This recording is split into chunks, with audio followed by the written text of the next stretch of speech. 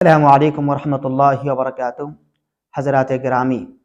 ماہ رمضان میں ہم سبھی مسلمان اللہ کے فضل و کرم سے روزہ رکھتے ہیں، لیکن ہم میں سے بہت سے مسلمان روزے کی فضیلت، روزے کا اجر و ثواب کیا ہے یہ نہیں جانتے ہیں۔ اللہ کے رسول صلی اللہ علیہ وسلم نے فرمایا، من صام یوما فی سبیل اللہ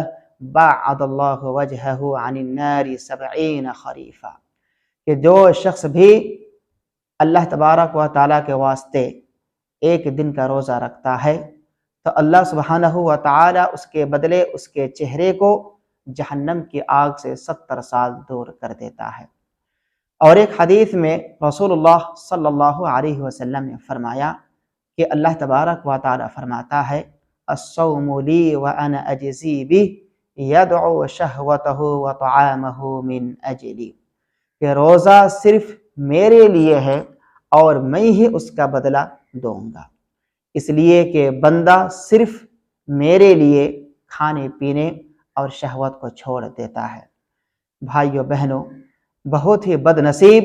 اور بدقسمت وہ شخص ہے، وہ نوجوان لڑکے اور لڑکی ہے جو ماہ رمضان کو پائے اور اس میں وہ روزہ نہ رکھ سکے۔ اللہ سبحانہ